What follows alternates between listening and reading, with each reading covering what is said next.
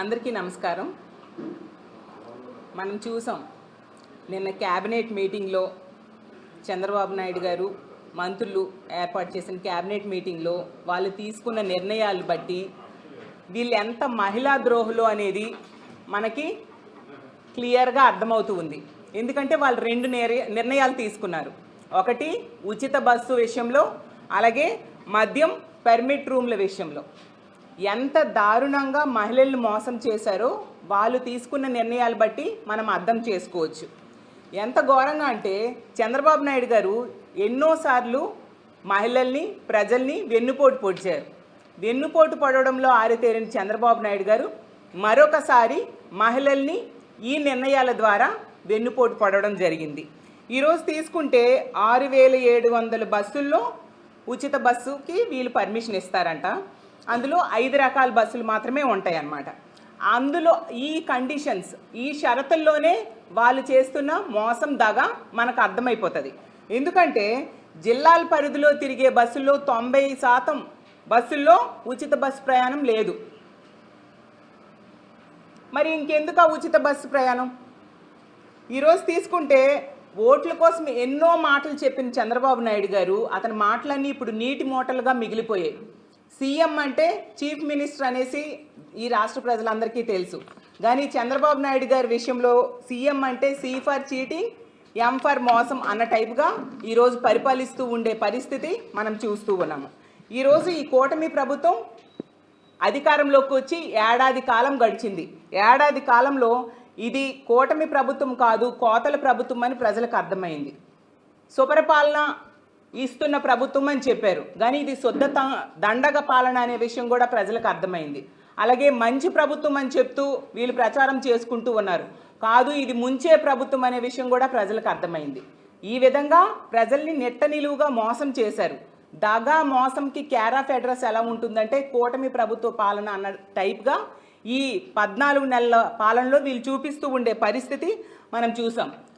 ఎన్నికల టైంలో వీళ్ళు ఎక్కడికి వెళ్ళినా బస్సు ఫ్రీ ఫ్రీ ఫ్రీ అని చెప్పారు. ఇప్పుడు చూస్తే తూచ్ అన్న టైప్గా చెప్తూ ఉండే పరిస్థితి మనం చూస్తూ ఉన్నాము.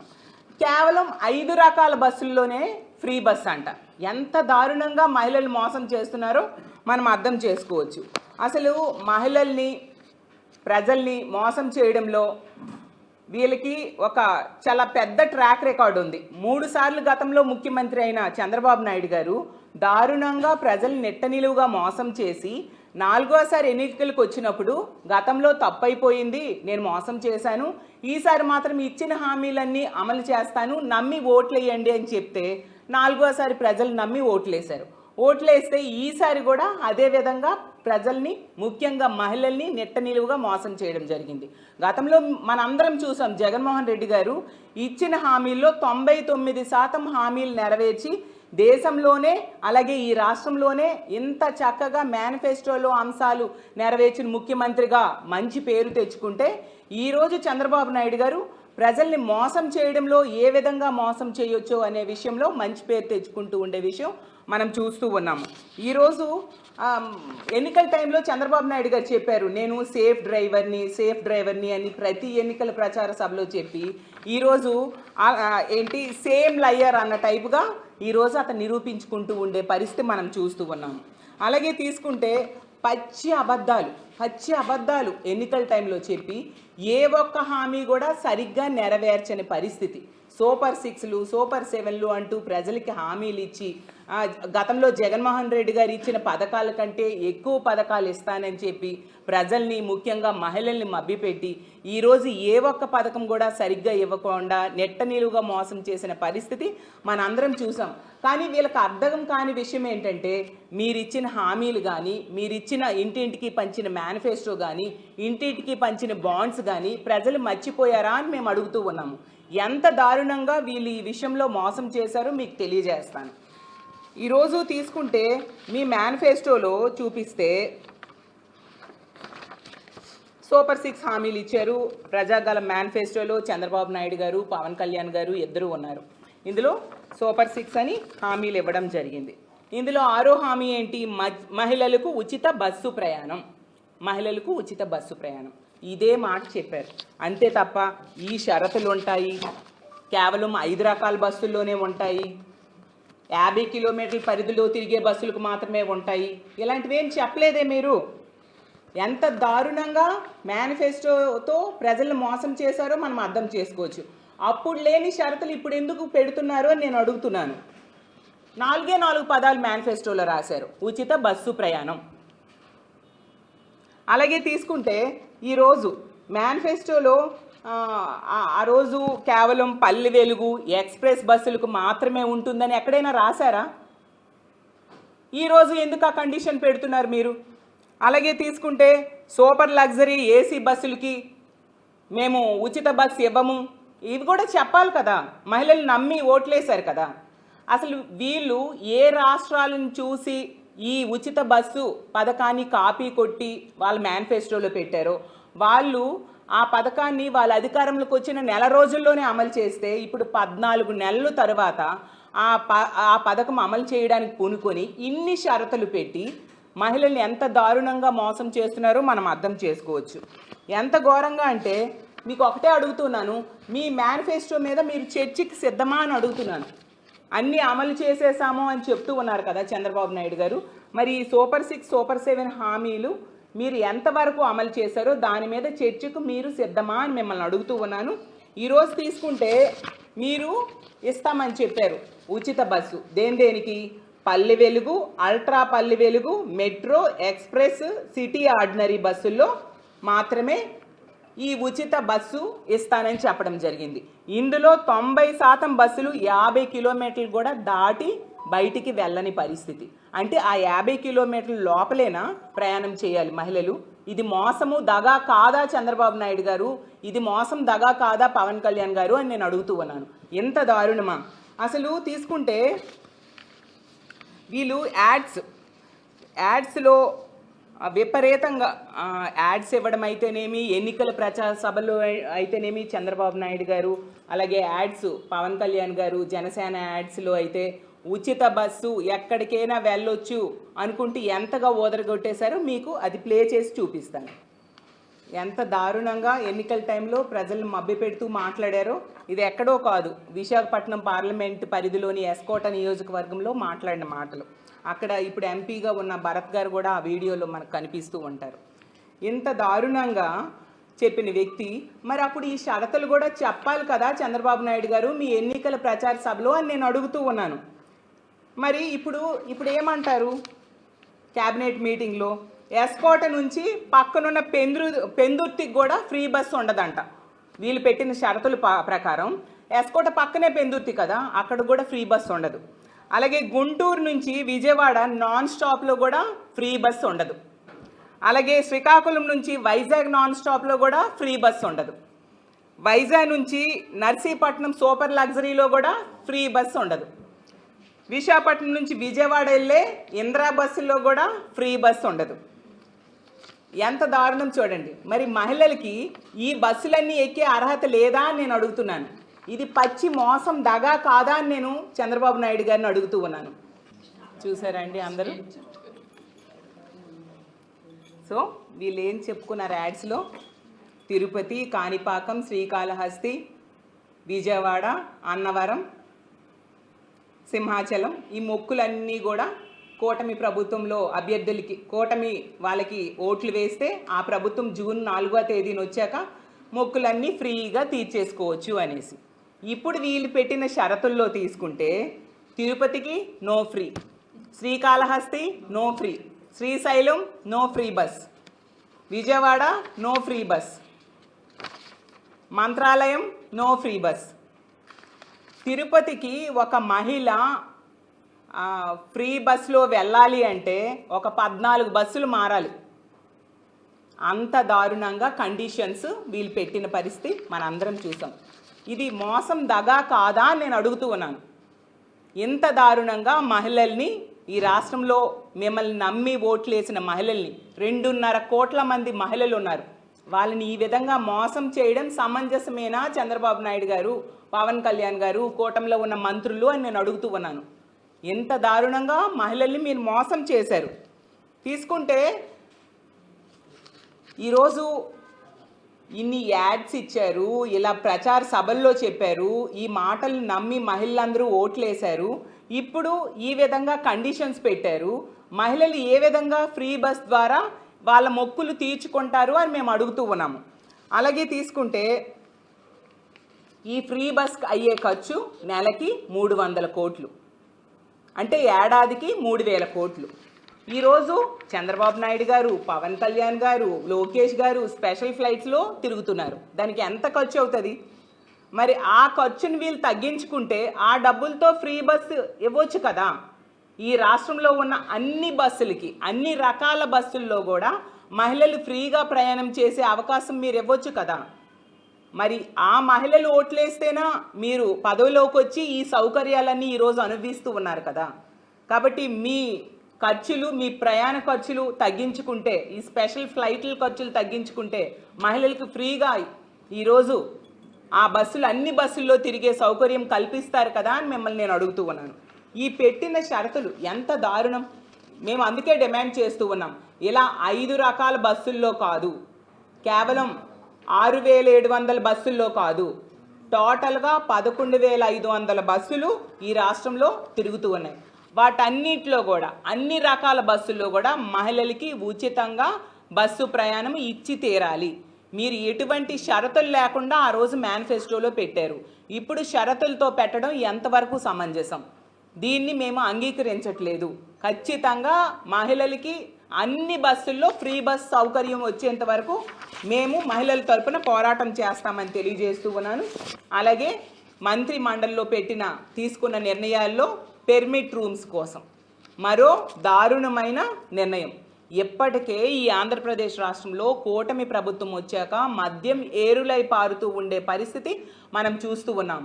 ఎక్కడికక్కడ బెల్ షాప్స్ పెరిగిపోయాయి, పెర్మిట్ రూమ్స్ ఎక్కడికక్కడ కనిపిస్తూ ఉండే పరిస్థితి. గతంలో జగన్మోహన్ రెడ్డి గారు తీసుకుంటే మద్యం షాపుల్లో 33% తగ్గించడం జరిగింది జగనన్న ముఖ్యమంత్రి అయ్యాక.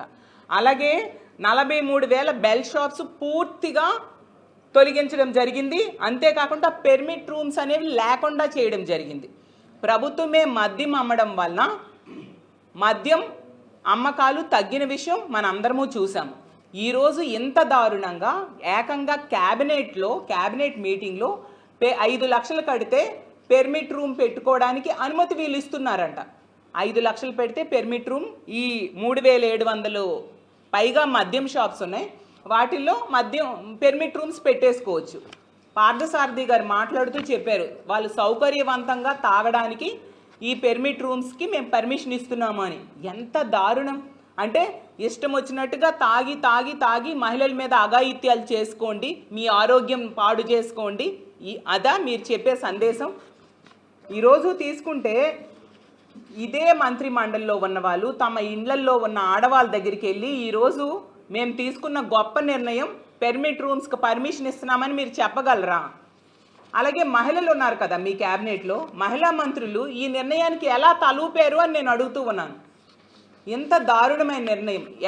యాక్చువల్గా తీసుకుంటే ఈ కూటమి ప్రభుత్వం అధికారంలోకి వచ్చాక విపరీతంగా మద్యం అమ్మకాలు పెరిగిపోయాయి.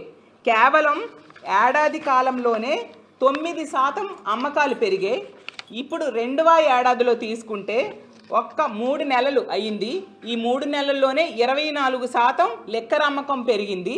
అలాగే బీర్ల అమ్మకం 129% పెరిగింది.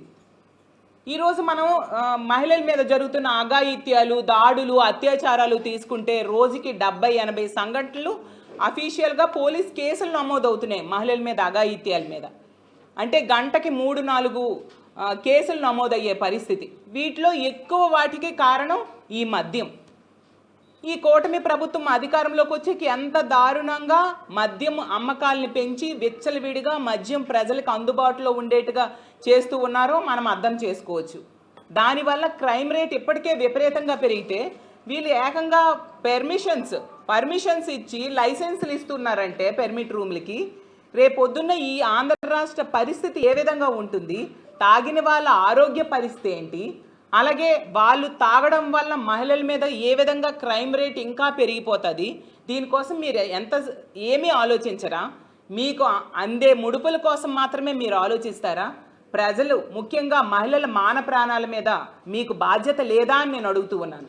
ఇప్పటికే ఎంతసేపు పోలీసుల్ని డైవర్షన్ పాలిటిక్స్కి, అలాగే రెడ్ బుక్ రాజ్యాంగం అమలులో భాగంగా వాళ్ళని ఉపయోగిస్తూ ఉన్నారు, ప్రతిపక్ష నేతలు మీద అక్రమ కేసులు పెట్టడానికి ఉపయోగిస్తూ ఉన్నారు. ఇంకోవైపు ఈ విధంగా మద్యం అమ్మకాలను కూడా పెంచి మహిళల మాన ప్రాణాలతో ఆటలాడుకునే పరిస్థితిని మీరు ఈరోజు కల్పించడం నిజంగా చాలా దురదృష్టకరం. నిజంగా ఈరోజు ఇలాంటి నిర్ణయాలు తీసుకోవడానికి మా వైఎస్ఆర్ కాంగ్రెస్ పార్టీ తీవ్రంగా ఖండిస్తూ ఉంది. వెంటనే ఈ పెర్మిట్ రూమ్స్కి ఇస్తున్న అనుమతిని లేకుండా రద్దు చేయాల్సిందిగా మేము డిమాండ్ చేస్తూ ఉన్నాము. అలాగే రాష్ట్ర వ్యాప్తంగా ఉన్న అన్ని బస్సుల్లో కూడా మహిళలకి ఉచిత బస్సు ప్రయాణం అమలు అయ్యేట్టుగా చేయాల్సిందిగా మేము డిమాండ్ చేస్తూ సెలవు తీసుకుంటున్నాము. రాష్ట్ర మహిళా అధ్యక్షురాలుగా వైసీపీ పార్టీ గ్రామ స్థాయి నుండి పట్టణ స్థాయి వరకు మహిళల భద్రతకు మీ చేపట్టబోయే కార్యాచరణ ఏమండి, మీరు చూశారు గతంలో జగన్మోహన్ రెడ్డి గారు ముఖ్యమంత్రిగా ఉండేటప్పుడు దిశ వ్యవస్థను తీసుకొచ్చారు. దిశ చట్టం క్యాబినెట్లో ఇక్కడ అసెంబ్లీలో ఆమోదం తెలిపి కేంద్రం దగ్గర పెండింగ్లో ఉన్న అందులో ఉన్న అంశాలన్నీ కూడా అమలయ్యేట్టుగా చర్యలు తీసుకున్నారు. అలాగే దిశ యాప్ తీసుకొచ్చారు. 1,30,00,000 మంది దిశ యాప్ని డౌన్లోడ్ చేసుకోవడం జరిగింది. అలాగే దిశ యాప్ ద్వారా 30,000 మంది మహిళలు ఫోన్ కాల్స్ చేసి వాళ్ళు రక్షించబడ్డారు. అలాగే తీసుకుంటే దిశ పోలీస్ స్టేషన్స్, అలాగే ఒక మహిళా పోలీసుని ప్రతి గ్రామ సెక్రటేరియట్, వార్డు సెక్రటేరియట్ పరిధిలో పెట్టడం జరిగింది. ఇలా జగనన్న ప్రతి నెల రోజులకు ఒకసారి మహిళల భద్రత మీద సమీక్షలు చేయడం జరిగింది. దానివలన మహిళల మీద ఎవరైనా ఒక చూడాలన్నా, వాళ్ళ మీద అఘాయిత్యం చేయాలన్నా భయపడే పరిస్థితి ఉండేది. ఎందుకంటే శిక్షలు కఠినంగా ఉంటాయి, వెంటనే విచారణ తొందరగా జరిగి వెంటనే యాక్షన్ తీసుకుంటారు అన్న టైప్గా ఉండేది. అలాగే దీనికి కారణం మద్యం అని చెప్పి ఇప్పుడే చెప్పినట్టుగా మద్యం అమ్మకాలను తగ్గించారు. ప్రైవేట్ వ్యక్తుల చేతులకి ఇస్తే మద్యం విచ్చలవిడిగా అమ్మకాలు జరుగుతాయి వాళ్ళ లాభాల కోసం అని చెప్పి ప్రభుత్వమే అమ్మకాలు చేసేట్టుగా జగన్మోహన్ రెడ్డి గారు చేయడం జరిగింది. దానివల్ల మద్యం అమ్మకాలు తగ్గాయి, మహిళల మీద క్రైమ్ రేట్ తగ్గిన పరిస్థితి, మహిళలు ఎంతో భద్రతా భరోసా పొందేవాళ్ళు. ఈరోజు తీసుకుంటే వీళ్ళు అధికారంలోకి వచ్చిన వెంటనే హోంమంత్రి గారైనా లేదా ముఖ్యమంత్రి గారు ఒకటే మాట చెప్పేవారు, దిశ వ్యవస్థ లేదు, దిశ చట్టం లేదు, దిశ యాప్ లేదు.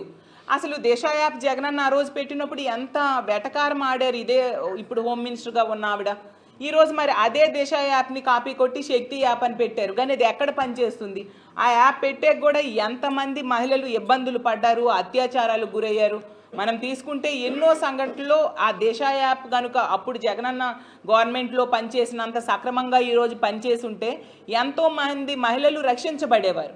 ఈరోజు వాళ్ళందరూ అత్యాచారాలకో హత్యలకో గురయ్యారంటే సరైన రక్షణ వ్యవస్థ లేకపోవడం వల్ల, అలాగే ఇలాంటి పనులు చేస్తున్న దుర్మార్గులకు కూడా మాకు కఠినమైన శిక్షలు ఉంటాయనే భయం లేకుండా పోయింది. కాబట్టి రేపొద్దున మళ్ళీ మా జగన్మోహన్ రెడ్డి గారు ముఖ్యమంత్రి అయి తీరుతారు. అయ్యాక ఈ దిశ చట్టాన్ని ఖచ్చితంగా కేంద్రం దగ్గర ఆమోదం పొందేట్టుగా మేము చేస్తాము. అసలు ఈ కూటమి మీద కేంద్రము ఆధారపడి ఉంది ఈ రాష్ట్ర ప్రభుత్వం తాలూకా ఎంపీల మీద. వాళ్ళు అసలు కేంద్రం దగ్గర ప్రెజర్ పెట్టి ఆ దిశ చట్టం అమలయ్యేట్టుగా చేయమని మేము ఎంతగానో వీళ్ళు రిక్వెస్ట్ చేసాం. మీకు జగనన్న పెట్టిన పేరు దిశ అనేది నచ్చకపోతే మీరు పేరు మార్చుకోండి. ఇప్పుడు మా దిశ యాప్నే శక్తి యాప్ అని పేరు మార్చుకున్నారు, సేమ్ యాప్నే వాళ్ళు పెట్టడం జరిగింది. అదేవిధంగా దిశ చట్టం కూడా వాళ్ళకి నచ్చిన పేరు పెట్టుకోండి, కానీ ఆ చట్టంలో కఠినమైన శిక్షలు ఉన్నాయి కాబట్టి దాన్ని అమలయ్యేట్టుగా చేయండి అని చెప్తుంటే వీళ్ళు ఎంతసేపు నిర్లక్ష్యం వహిస్తున్నారు. ఈ 14 నెలల్లో ఎన్నో క్యాబినెట్ సమావేశాలు జరిగాయి, ఏ ఒక్క దానిలో కూడా మహిళల భద్రత కోసం వీళ్ళు చర్చించుకున్న సందర్భం లేదు. అలాగే క్యాబినెటే కాదు, జనరల్గా కూడా మహిళల భద్రత కోసం పోలీస్ శాఖతో ఎటువంటి చర్చలు జరిపే పరిస్థితి, ఇది చేస్తే బాగుంటుందని ఆలోచన చేసే పరిస్థితి కూడా లేదు. చంద్రబాబు నాయుడు గారు స్వయంగా చేసిన సర్వేలో కూడా పోలీస్ శాఖ 18వ స్థానంలో నిలిచింది. అంటే ఎంత దారుణంగా పోలీస్ శాఖ పనితీరు ఉందో అర్థం చేసుకోవచ్చు. అలాగే హోంమంత్రి గారు ఎంతసేపు కూడా మహిళల భద్రత మీద దృష్టి పెట్టకుండా ఎంతసేపు జగన్మోహన్ రెడ్డి గారిని తిడితేనా ఆవిడ పదవి కొనసాగుతుంది అనే ఉద్దేశంతో జగనన్న తిట్టడమే పనిగా పెట్టుకుంటూ ఉండే పరిస్థితి. మహిళల భద్రతను ఆవిడ గాలికి వదిలేశారు పూర్తిగా. సో అందుకు జగనన్న ముఖ్యమంత్రి అయ్యాక మళ్ళీ మహిళల భద్రతకి పూర్వంలాగే పెద్దపీట వేస్తామని తెలియజేస్తున్నాం. పనిచేసేటట్టయితే 2021 మే నెలలో మా పక్కన కొమర్గిరి పట్టణం అనే గ్రామంలో ఒక అమ్మాయి మీద 3 లైంగిక దాడులు చేస్తే ఆ కేసు ఇప్పటివరకు జవాబు లేదు. మీ ప్రభుత్వం సార్ మీకు తెలిసే ఉంటుంది, మహిళల రక్షణ కోసం తీసుకోవాల్సిన చర్యలు ప్రయత్నాలు 100% జగన్మోహన్ రెడ్డి గారు ముఖ్యమంత్రిగా ఉండేప్పుడు చేయడం జరిగింది. దిశ చట్టము కేంద్రం దగ్గర పెండింగ్లో లేకుండా వాళ్ళు దాన్ని ఆమోదముద్ర చేసి పంపించుంటే మరింతగా కూడా ఆ దిశ చట్టం వల్ల మహిళలకి రక్షణ దొరికేది. వాళ్ళు పెండింగ్లో ఉంచినా కూడా అందులో ఉన్న అంశాలు అమలు చేయడానికి పూర్తిగా 100% ప్రయత్నించారు జగన్మోహన్ రెడ్డి గారు. అందువల్లనే దిశ యాప్ మీద నమ్మకంతో 1,30,00,000 మంది పైగా మహిళలు దిశ యాప్ని డౌన్లోడ్ చేసుకోవడం జరిగింది. మాలాంటి ప్రజాప్రతినిధుల ఫోన్లో కూడా దిశ యాప్ ఉండేది. మేము ఎప్పుడైనా ఒంటరిగా నడిచెళ్ళినా కూడా దిశ యాప్ ఉంది. మన ఆడపిల్లలందరూ కూడా చాలా భద్రత ఫీల్ అయ్యేవారు. మా ఫోన్లో దిశ యాప్ ఉంది కాబట్టి ప్రభుత్వము పోలీస్ వ్యవస్థే మా ఫోన్ ద్వారా మా వెనక నడిచొస్తుంది, మాకు అండగా ఉంది అన్న ధైర్యాన్ని ఫీల్ అయ్యేవారు. సో ఖచ్చితంగా కేంద్రం ఆమోదం తెలియజేసి ఉంటే ఇంకా మరింత భద్రత పొందే వాళ్ళని తెలియజేస్తున్నాం. ఇప్పుడు మీరు చెప్పిన పాయింట్ ప్రకారంగా మహిళల కోసం ఇప్పుడు చంద్రబాబు నాయుడు ప్రభుత్వం ఏదొచ్చినా పేదల పక్షాన లేదంటే పేదల సంక్షేమానికి కృషి చేస్తారు. మీరు అన్నట్టుగా పేదలు అల్ట్రా డీలక్స్ కానీ సూపర్ లగ్జరీ కానీ ఇంద్రా కానీ గరుడ ఇచ్చిన దాఖలాలు ఎక్కడైనా ఉన్నాయా? సార్ మరి యాడ్స్లో ఎందుకు సార్ ఈ తిరుపతి, కాణిపాకం, శ్రీకాళహస్తి, విజయవాడ, అన్నవరం ఇవన్నీ మేము తిరగాలంటే మన మొక్కులు చెల్లించుకోవడానికి డబ్బులు లేక మనం మొక్కులు తీర్చుకోలేకపోయాము. అవి చెల్లించుకోవాలంటే కూటమికి ఓటేయండి అని చెప్పారు. మరి ఎందుకు యాడ్స్లో చెప్పారు? వాళ్ళ కోరిక కదా, కూటమికి ఓటు వేస్తే ఇవేమో తీర్చేస్తారేమో, మా మొక్కులు తీర్చేయడానికి వీళ్ళు అవకాశం కల్పిస్తారని కదా వాళ్ళు మాట ఇచ్చారు. మరి అది అవన్నీ కూడా చెయ్యాలి కదండి సార్. ఒకటే చెప్తున్నా, తిరుపతి వెళ్ళాలంటే 14 బస్సులు మారాలి.